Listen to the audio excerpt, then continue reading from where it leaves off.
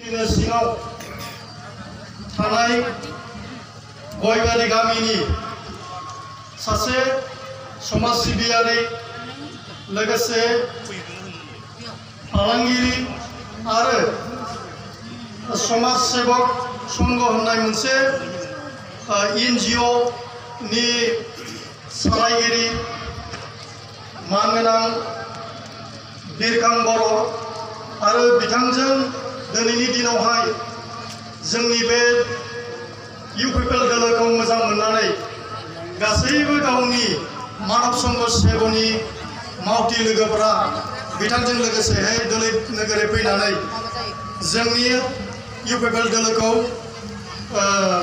हेफाजाब होनो जोंजों जइन जानो होननानै बेयाव फैदों।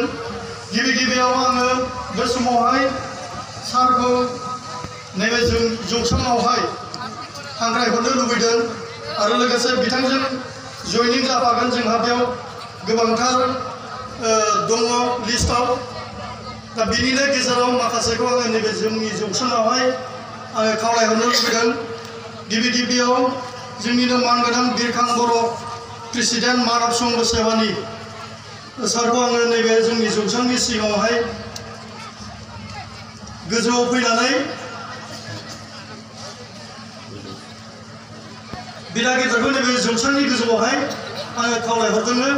लोगोसे दङ बेजों रबिनाथ बसुमतारी मानव संघ सेवानि मेम्बार, राजीव बसुमतारी वार्कार, गौतम कर्मकार भावरागुरि प्राइमारि BPF नि सेक्रेटारि आरो नूर हुसैन, गोपाल बर्मन, सुकुमार दास, सिनायथि बसुमतारी एक्स BLT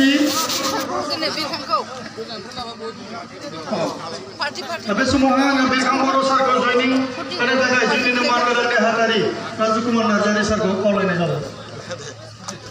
UPPL जिंदाबाद, UPPL जिंदाबाद, UPPL